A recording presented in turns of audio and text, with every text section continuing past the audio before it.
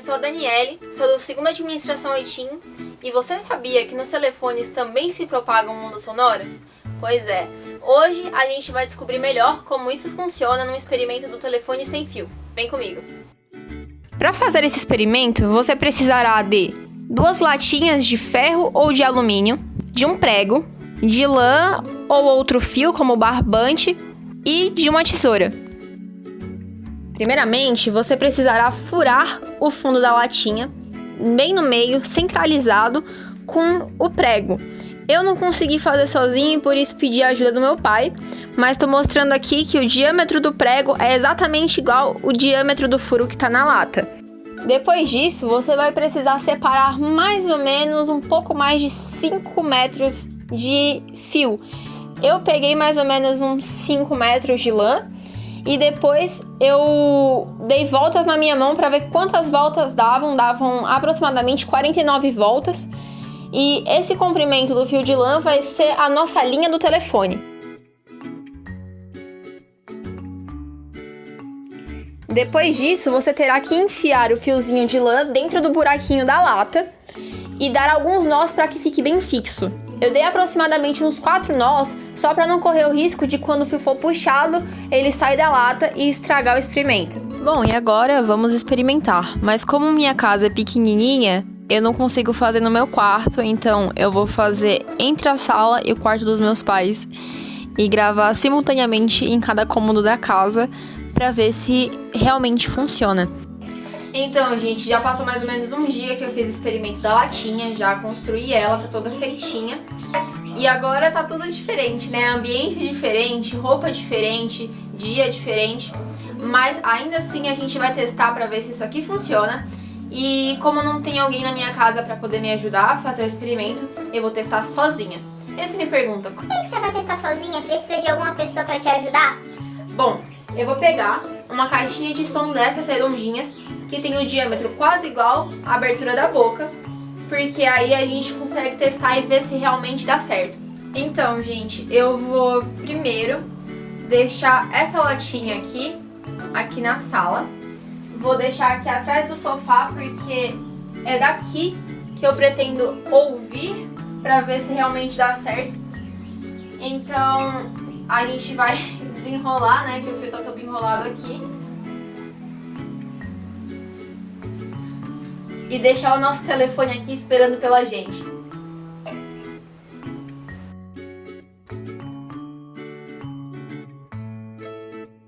Então, gente, estamos no quarto dos meus pais. É bem reto pra sala o fio, ó, não tem risco de pegar em alguma parede, porque tá na diagonal. E a gente tá com a lata, estamos com a caixinha de som. E eu vou mostrar pra vocês quem é que vai segurar a latinha pra mim. Então, gente, eu dobrei um cobertor desses mais grossinhos. E aí, qual é a minha ideia? Eu vou pegar a caixinha de som. Primeiro eu vou ligar ela. E depois que eu ligar a caixinha de som, eu vou colocar a latinha em cima dela, junto com a música. E aí eu já vou direto pro outro lado.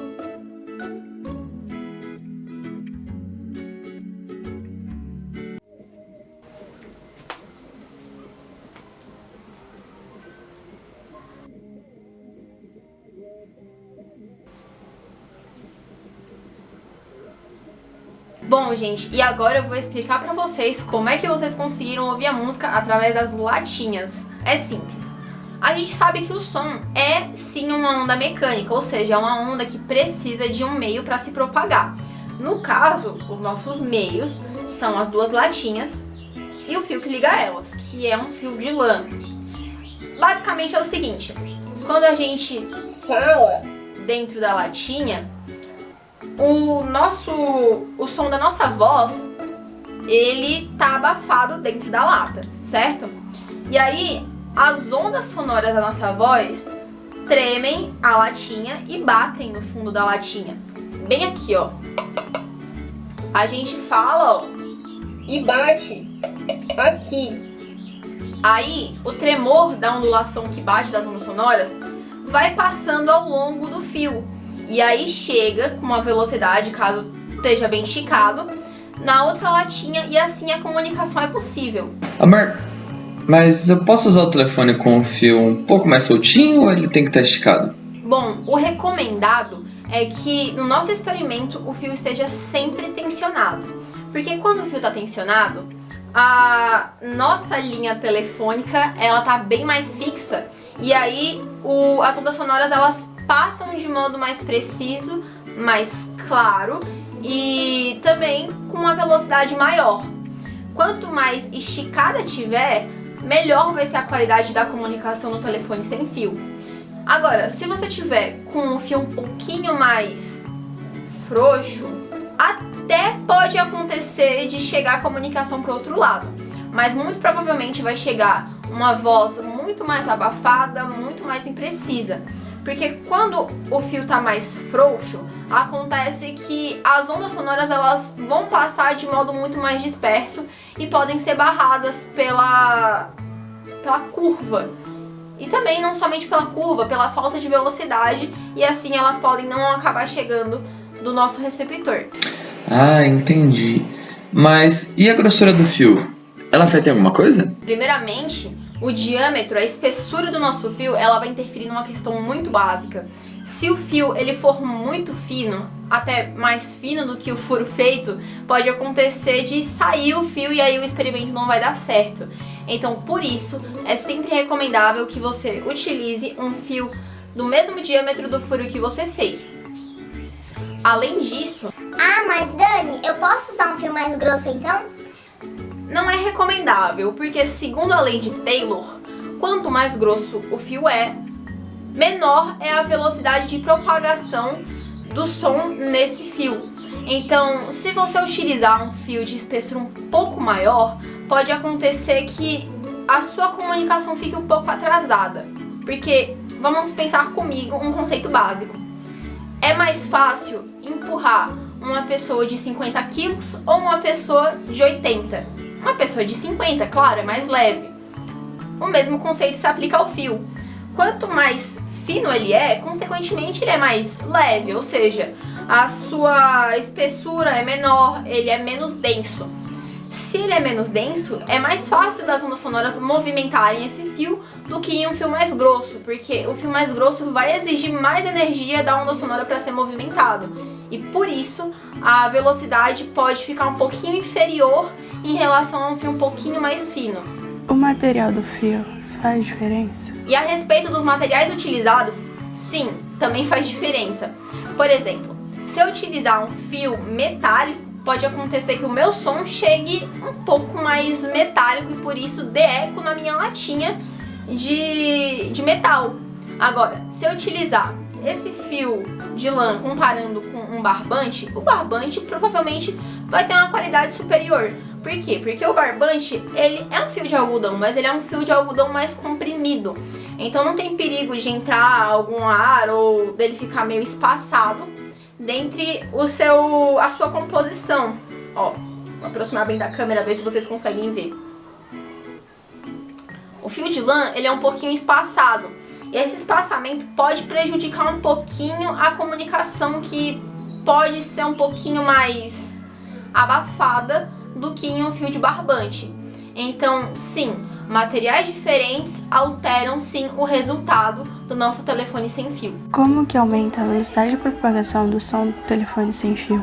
A gente sabe que a velocidade de propagação do som em cordas está diretamente ligada à tensão que é aplicada sobre essa corda.